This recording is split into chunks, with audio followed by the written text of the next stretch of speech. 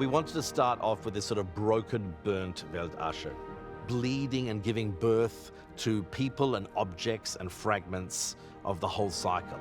And so at the beginning of Rheingold, we saw Mother Earth dreaming the characters out of the charred remains of the sort of burnt tree. We started working on this project about 4 years ago with Rufus Diswitz, who's the set designer, and Victoria Bear, who's the costume designer.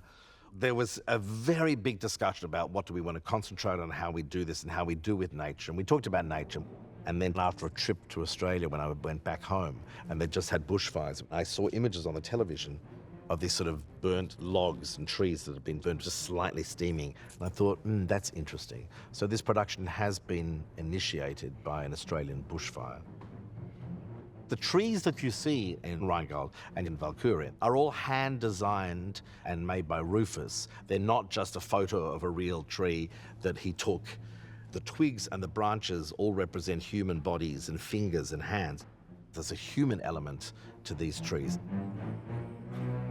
What we are playing with in the ring cycle is this idea of the sort of burnt tree. Suddenly in Walküre, we get a shock in a way that the curtain goes up and we're in a house that's made up of a wall of burnt wood, as if people have chopped the Weltasche and made a house or a wall. And in the second act of Walküre, it was very important for us that we would have this part of the tree back. But of course, there's another element, which is this sort of metallic contemporary world of the sort of lights, which look like an abandoned street. And so there's a lot of burnt wood and a lot of gleaming steel and metal in the show. And these two natural elements become a sort of aesthetic dialogue.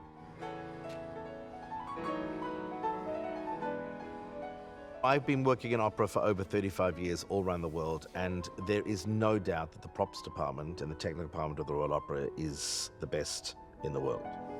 They're not just technical people nailing some stuff and painting some stuff. They are artists. In the case of The Ring, I said, look, there are going to be multiple challenges, starting with how do we do the gold? The gold in Rheingold took about 25 different versions. It was too runny, it was too thick, it's got to glimmer, it's got to be biodegradable and eco-friendly. And eventually, of course, they found this amazing stuff with biodegradable glitter in the gold, so it just glimmers slightly. Same thing with Walküre. I said to them, I need charred, burnt bodies that people can crumble in their hands and destroy. Now, to actually do that involves an extraordinary amount of time and skill. But the flexibility of the props department here is extraordinary. And I see the glee and the joy in their eyes. They love the challenge. Initially, they'll say, not sure. Never know, never know. Always, I'm not sure. And then they find a solution.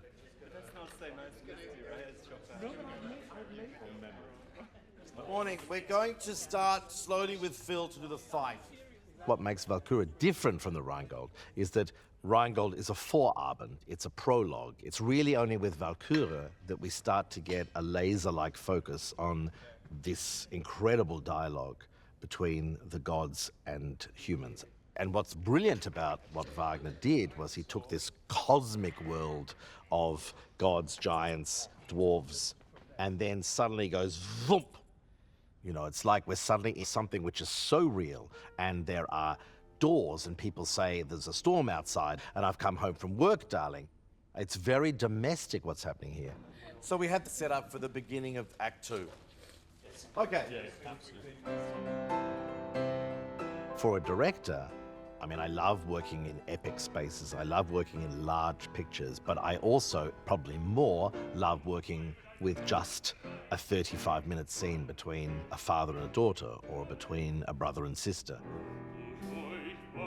For me, when I have a cast like Tony Pappano and I have chosen for this opera, every rehearsal is a very rich, rewarding experience because you can just go deeper and deeper and deeper. Brünnhilde is the most extraordinary female character in all of Wagner. Because over 3 operas, she goes from a teenage girl into a young woman. And the Brünnhilde that you meet in Walküre is nothing like the Brünnhilde that you're going to experience in Götterdämmerung. She is this provocative teenager at the beginning who is doing exactly what her father wants, and then she rebels against her father and she goes the opposite of what her father wants. We took a long time, Tony and I, to decide that we wanted someone that could sing it fabulously, someone doing a role debut, but also someone that wasn't frightened of it, and someone that could make us believe in this girl. And Elizabeth Strid, our wonderful Brünnhilde, she's able to do that. She's able to run up and down and roll and do everything that I want and not compromise her voice. If you have the right people that can work like actors, and we do, our cast is wonderful, you should ultimately forget that you're watching opera and experience genuine music theatre where the motivations and the emotional landscape is believable and complex.